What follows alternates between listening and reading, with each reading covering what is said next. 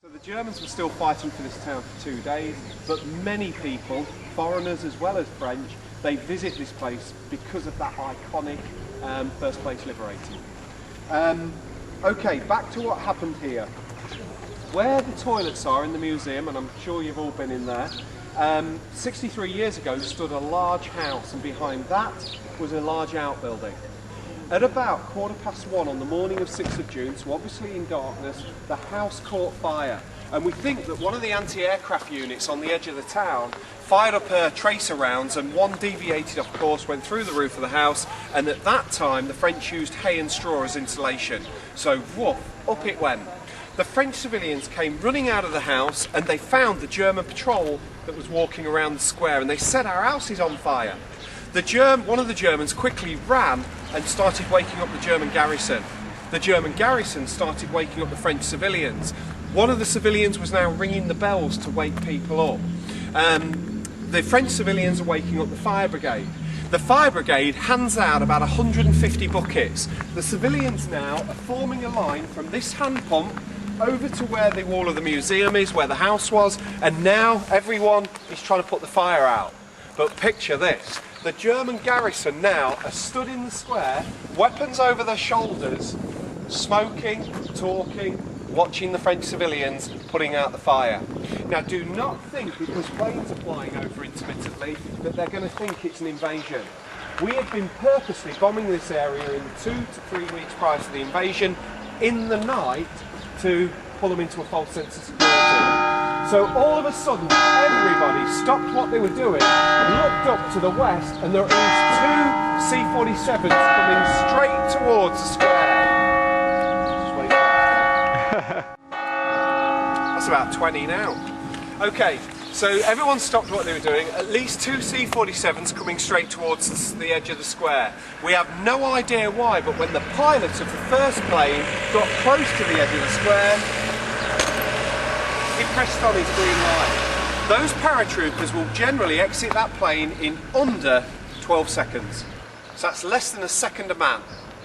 When the second plane saw the first one was disembarking, he pressed on his green light.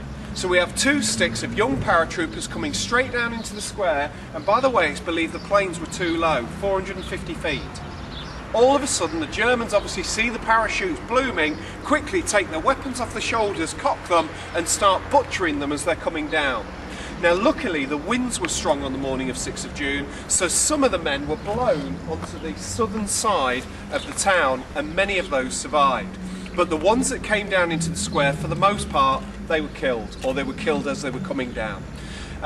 Many men got caught up in the trees. Of all the men that got caught up in the trees, only one survived. I haven't got a picture of him, but that is a picture of a dead American paratrooper here. The one who survived, Robert Blanchard, he managed to quickly reach down, got his M3 trench knife from his ankle, reached up, cut his parachute cords, dropped to the ground and ran. It's the right thing to do. Most of the Americans were jumping with the M1 Garand rifle, and it had to be dismantled into 3 parts for jumping. So it wasn't as if you could be firing coming down, or if you hit the ground, you couldn't be firing. You run, sort your weapon out, and then come up with a plan of action. Now, Robert Blanchard, 2 hours after cutting himself out of the tree, he realised he'd cut his right thumb off. Gives you some idea of the amount of fear pumping through the body and the adrenaline. 2 men, including this one, he was 19 years old, Charles Blankenship, he was sucked into the house fire. Of course, a fire needs oxygen to keep going, so he screamed as he got about 60 feet from the flames, presumably as that massive heat burst hit him. He then screamed as he entered, but look, I think it's luck, within about 3 seconds he exploded. He was carrying mortar bombs, he was in a mortar squad. So we think 2 men were sucked into that, but 2 men landed on the church roof, not one as is depicted in the film. And I'm going to tell you about them, but I'm going to tell you about them around the back of the church, because it's not quite as it would seem with the mannequin. It's getting on. Okay, what are we doing around the back side of the church when the mannequin is on the other side? Well, personally, I wish that the paratrooper had have landed where the mannequin is, because we'd be in the sun at this point. But basically, the guy who is depicted in the film The Longest Day, his name was John Steele. He actually landed on the right-hand side of the clock face side as you're looking up there. And we think he's in front of the right-hand louvered window as he's hanging.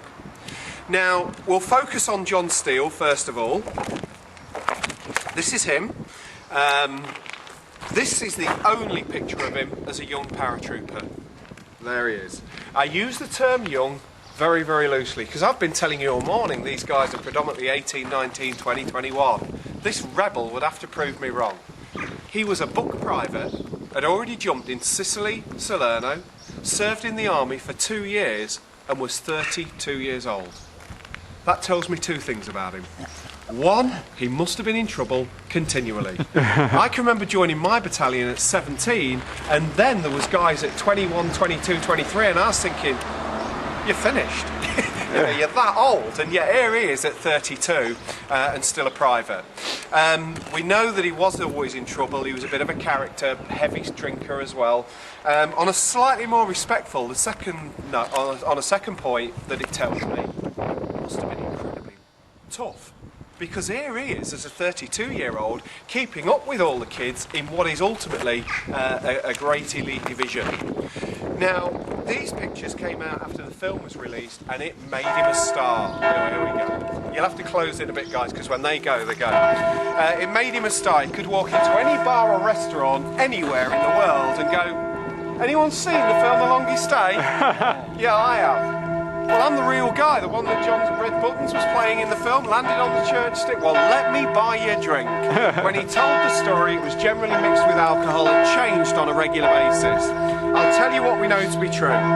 He's from Kentucky. He had 2 other brothers served in the Second World War.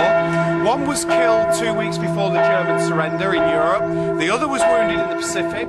He was wounded here and in Holland. So as a family, they certainly did their fair share during the war. Now, he's one of the last men out of the second plane, so he's seeing his buddies being killed as he's coming down. He then is shot through the left foot on his way down, not as he's hanging from the steeple, as is depicted in the film. He then hits the steeple and slams against it with his parachute caught on the main pinnacle in the centre. He then immediately feigns death, and it is the right thing to do. He's got a bullet through the left foot, he's 40 foot up in the air, and he's definitely got an M1 Garand rifle that's dismantled. So what good is he going to be doing by struggling? So he feigns death for about an hour and a half, and then he realises that the Germans seem to have calmed down. So he makes them aware that he's alive. 6 of the Germans, including this one who I've met twice now, his name's Luftsergeant Rudi Escher, they were in the belfry and they pulled him up onto the corner where that pinnacle is, where the bit of parachute is, pulled him over it, and up there is a walkway and a doorway into the top of the belfry, and they took him prisoner. Now, after about an hour, John Steele said to, I'm sorry, but I can't hear anything you're saying. Why? Now, that is only 1 bell going, and it was going very gently. Normally it's 2, and it was 2 on 6th of June. The bells had deafened him. I was when he found out it was the bells. What bells? So he had hung there for an hour and a half with the church bells ringing continually, and he stayed to the day he died. He never heard one ding dong, and I believe it. I would imagine what happened is he hit the tower, and all his peripheral senses, watching all his friends being killed, shut down. 10 minutes later, he'd be deaf anyway. It took 2.5 weeks for his hearing to start coming back, so it was pretty severe. By the way, it says he escaped captivity 3 weeks later. I personally, yes, he did escape captivity. I don't think we had a proper escape. I think the Germans that had him either dumped him because they were having to carry him all the time, or they used him to be able to surrender safely. Because there is no description, and yet if there had been this great escape, even if it had been a sneaky off in the dark, we would have known about it, yeah.